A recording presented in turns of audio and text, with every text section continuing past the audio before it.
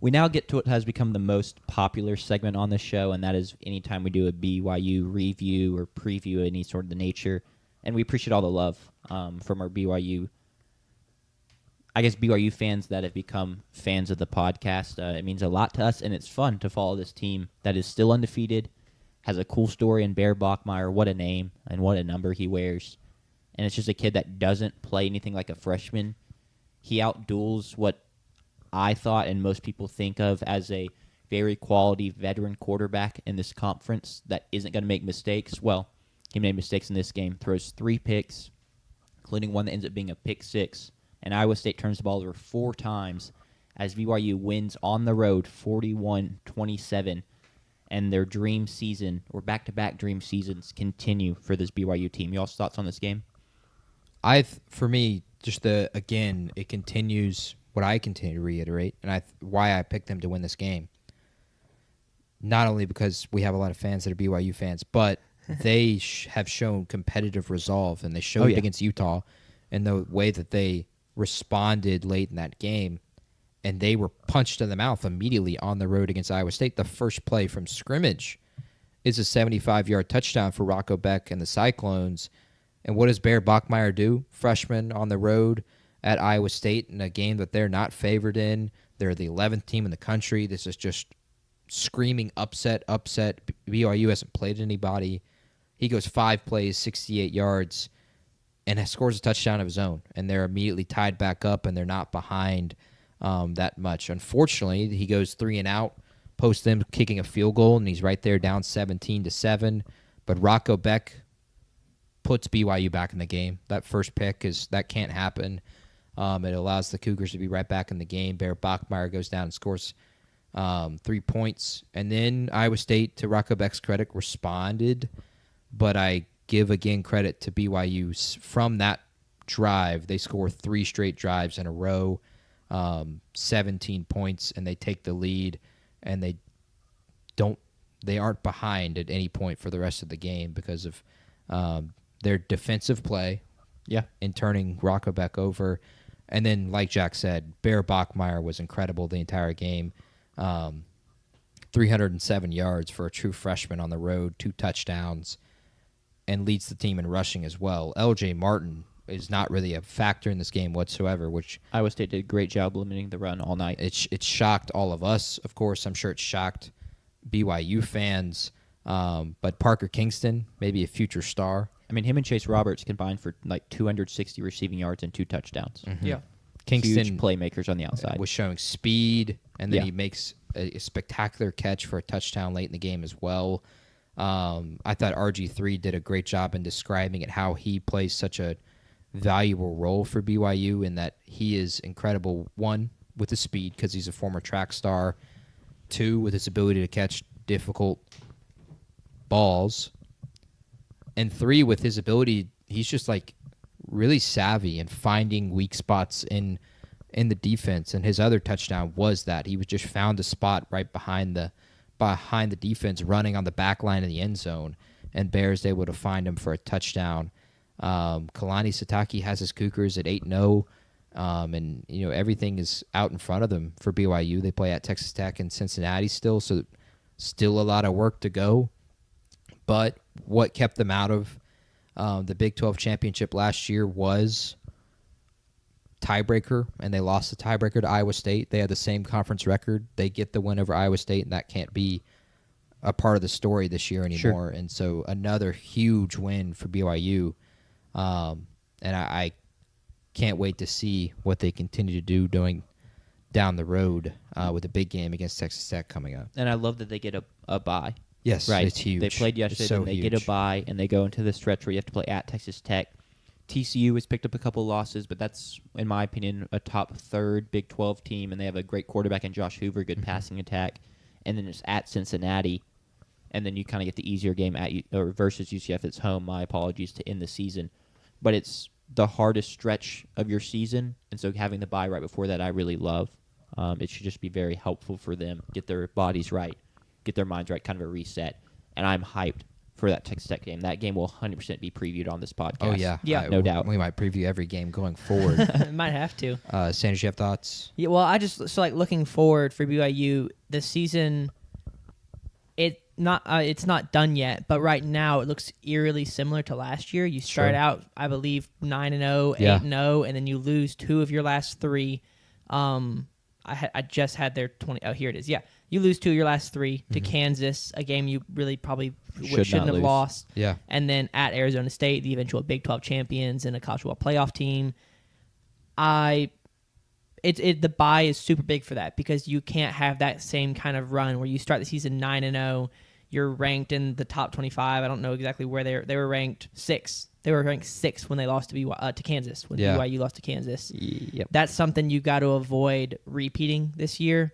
You're a top 10 team right now. I believe they are ranked 10th right now.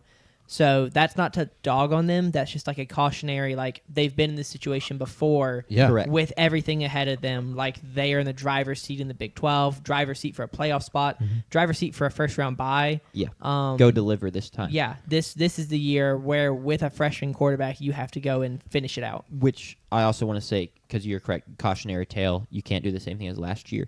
You come out of the bye and lose to Texas Tech, no panic. No, none at all. Agreed. That's a great team in Texas Tech. It's a tough matchup. It's there. It's a tough place to play. Correct. Just bounce back and handle business from there. Don't let it unravel from there because that's losing Texas Tech, which I know you weren't saying this. No. It's not like losing at Kansas. We Yes. losing at Kansas No. last year. But just finish. That should be, and I'm sure they're going to hammer on it a ton over the bye week. It's something A&M. Me as an A&M fan, they've hammered on a ton this year because last year we were in a great spot and we didn't finish either, just like BYU. Well, this year we can't make that same mistake again. Gotta finish. Yeah, I think that they have a very.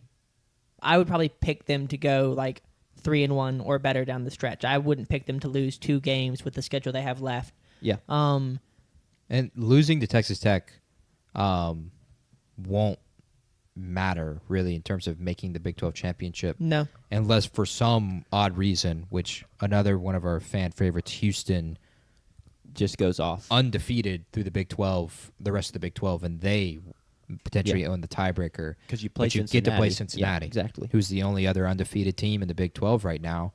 And so winning that game pretty much would solidify you at 1 loss and put you right there in the Big 12 championship, even if you were to lose to Texas Tech. And Cincinnati goes on the road to Utah this week. That is where College Game Day is, Cincinnati at Utah, a ranked matchup. And so Cincinnati may have that 1 loss as well.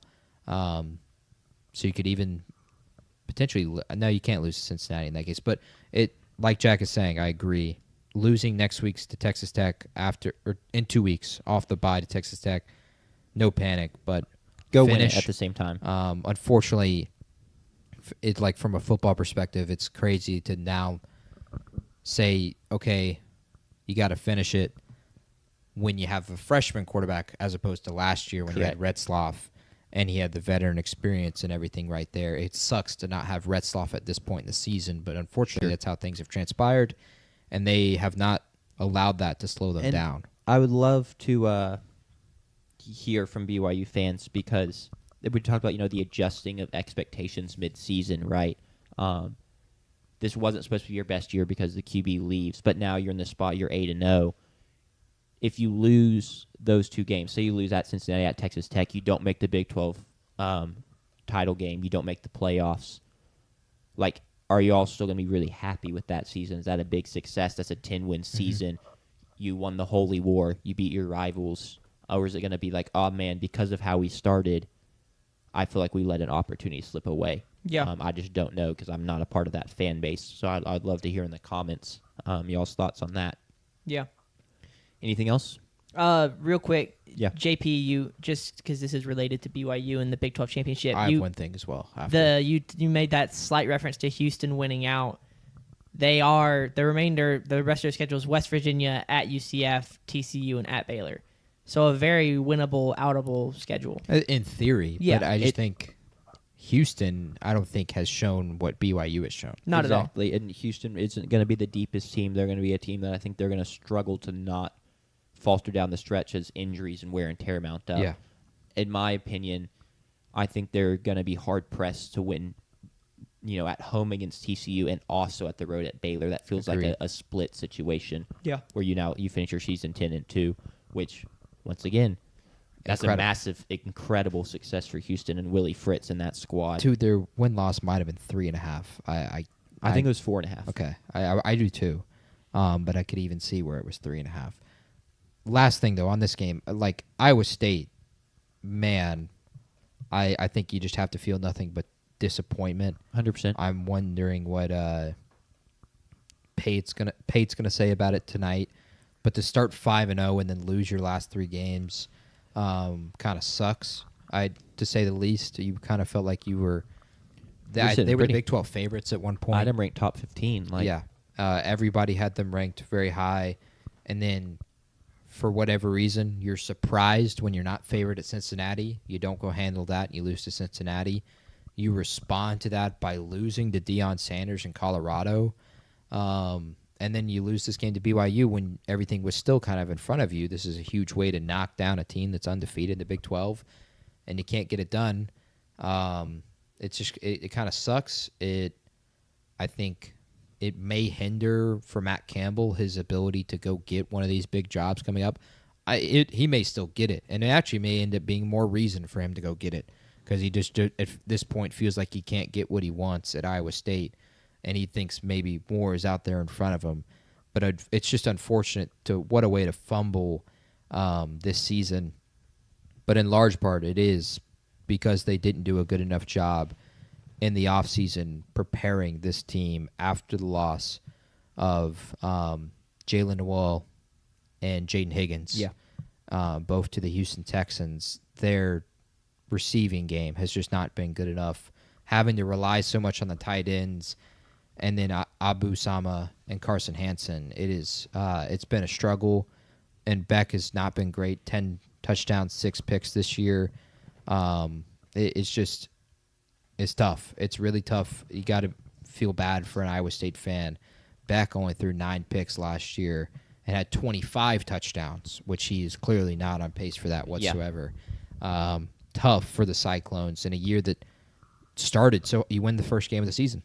And you feel like you beat a Big 12 favorite in Kansas State, and here we are, 3 losses in a row. Yeah, I was going to ask about Beck just because I remember, especially in the preview, we talked about him, redshirt sophomore, could go to the draft and get drafted, not high, but he would be, he'd be drafted in one of the 7 rounds this year. We'll come back next year, develop further. You liked him a lot, and he's kind of the turnovers are what lost him the game. They kind of outperformed BYU in all the big stats. They outrushed them. They outpassed them. They had less penalties. They had more first downs. They were more efficient on 3rd down. 1 for 3 on 4th down. BYU goes 3 for 3. Average more yards per play, more yards per rush, longer time of possession. But they have 3 interceptions and a fumble. And that's kind of what cooked them as that both TVs go out. Both TVs are back. I hope we're still live. I wonder if we just lost power. Look live. Why were the only 2 things? No, we didn't lose power because the lights didn't go. Yeah. We're good. I mean, it's still taking live. I'm going to go. Wow, this is trippy. Yeah, I'm going to go pull us up on YouTube because I'm not sure. We're still live. Okay. Yeah. I have you reacting to the TVs doing that. Okay, cool. Anyway, Rocco Becht has kind of a bad game, and it ends up being a big part of the reason they lost after after outperforming BYU in basically every other stat. Yeah. I mean, kind of both of what y'all said. Thanks, Miss Oakley, for the confirmation that we are live. It's hard for Iowa State. They're not the program that just is going to be able to reload year in and year out. They're going to go through their swells and valleys more so than some other programs because of their position in the larger college football landscape. And so I think that's why, like you said, the receivers leave. They can't replace them, and that's why I think we're seeing a drop in production from Rocco Becht.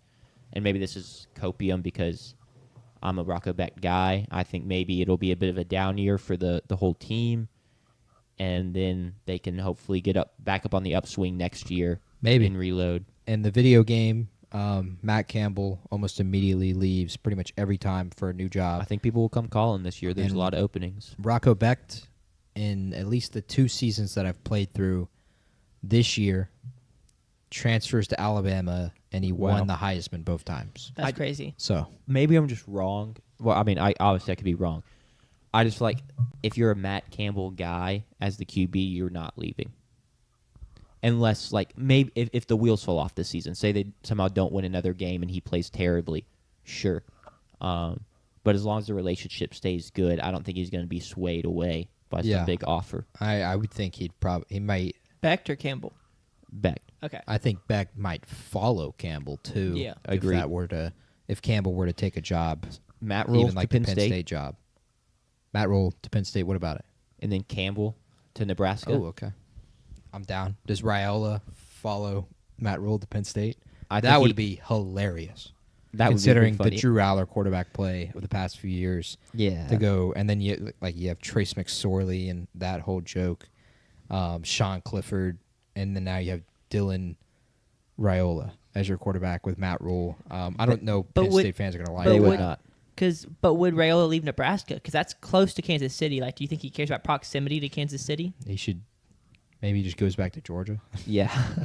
No, I don't think Georgia wants No, him at Georgia this point. doesn't.